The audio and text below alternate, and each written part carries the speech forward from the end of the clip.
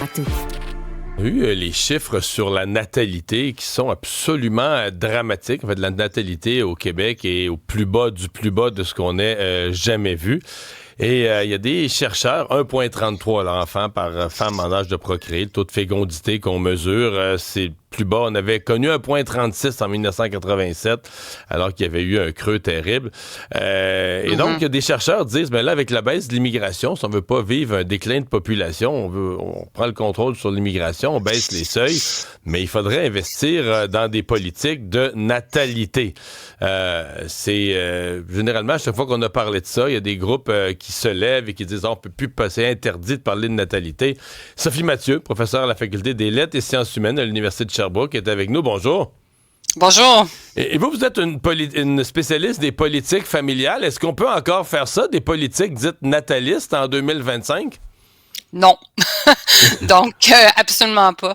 Il faut faire des politiques qui permettent aux familles d'avoir les enfants qu'ils veulent, mais des politiques pour inciter les femmes par différents moyens à avoir plus d'enfants, c'est vraiment pas... c'est antiféministe, on n'est plus là en 2025. Ce qu'il faut, c'est plutôt aider les femmes et les couples à avoir la vie qu'ils veulent. Et les couples, donc, souvent, veulent des enfants. Le mot-clé, vous dites, c'est donc à avoir les enfants qu'ils voudraient avoir.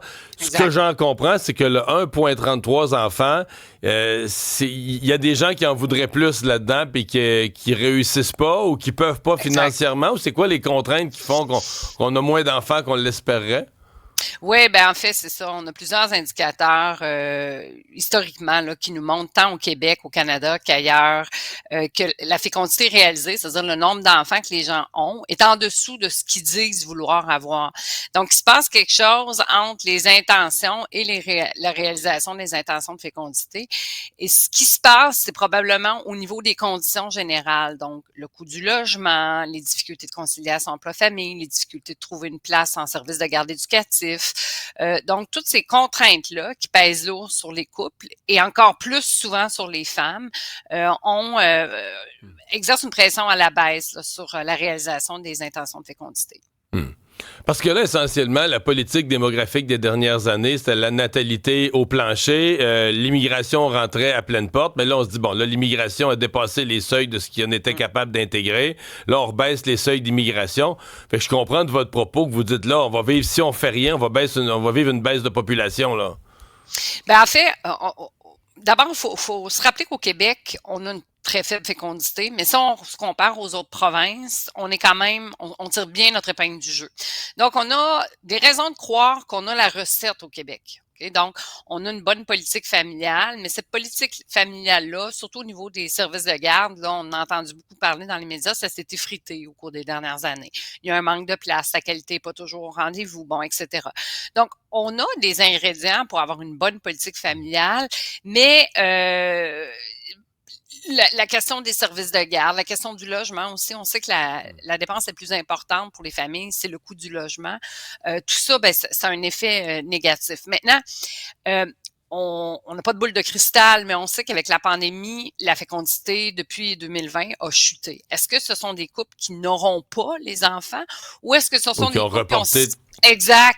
Fait que peut-être on pourrait voir là, une espèce d'effet de rattrapage, ça, mais bon, on va le savoir juste 1900, après. Ouais. En 1987, quand la natalité était baissée, pas aussi bas que présentement, mais presque aussi bas que cette année.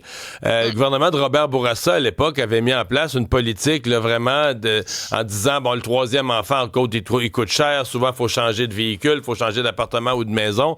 Alors, on avait mis ce qu'on avait appelé les bébés bonus, des allocations à la naissance.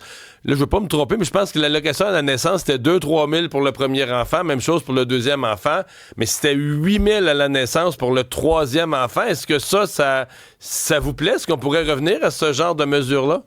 Pas du tout. Ça me plaît pas du tout. Et donc, oui, vous avez raison. En fait, quand Mais ça avait marché?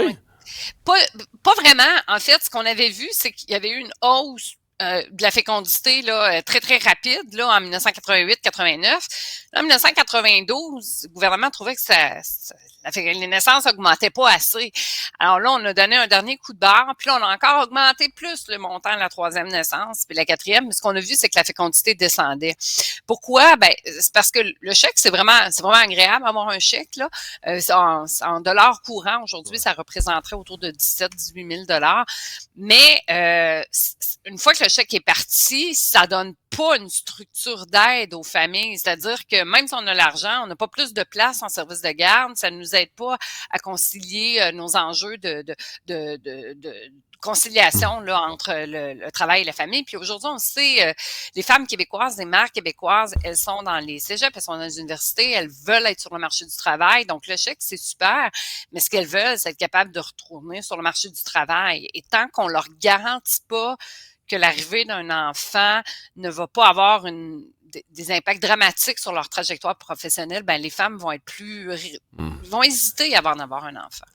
Et donc, vous soumettez là, une série de recommandations. Les gens peuvent retrouver ça dans le journal hier, sur le site du journal et ce matin. Mais merci beaucoup d'avoir été avec nous. Une réflexion certainement fort intéressante à ce moment-ci. Sophie Mathieu, professeure à la Faculté des lettres et sciences humaines à l'Université de Sherbrooke.